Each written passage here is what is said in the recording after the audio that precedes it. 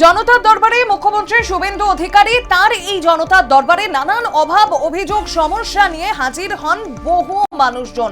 রাজ্য বিজেপি সদর দপ্তরে জনতার দরবারে এদিন উপস্থিত হয়েছিলেন নিহত বরুণ বিশ্বাসের পরিবার এবং তার পরিবারের তরফ থেকে বিগত 14 বছরে বিচারের নামে শুধুমাত্র প্রহসন হয়েছে এমনটাই বলা হয়েছে।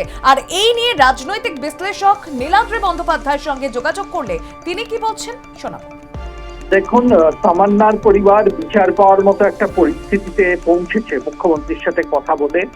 আমরা আশা করব একইভাবে যারা আক্রান্ত হয়েছেন তৃণমূলের সময় এবং বরুণ বিশ্বাস অবশ্যই তার মধ্যে একজন উল্লেখযোগ্য নাম, তারাই পরিবারও বিচার পাবেন। আপনাদের হয়তো মনে আছে বরুণ বিশ্বাসের উপর একটি জনপ্রিয় বাংলা চলচ্চিত্র নির্মাণ হয়েছিল এবং তাতে অভিনয় করেছিলেন তৃণমূলের সময় সাংসদ মিমি চক্রবর্তী। বরুণ বিশ্বাস ইস্যুটা কোনোভাবে ধামাচাপা পড়ে গেছে, যেখানে অভিযোগের তীর কিন্তু সরাসরি ভাবে জ্যোতিপ্রিয় মন্দির ও কিছু তৃণমূল নেতার দিকে উঠেছিল সেই হত্যাকাণ্ডকে কেন্দ্র করে।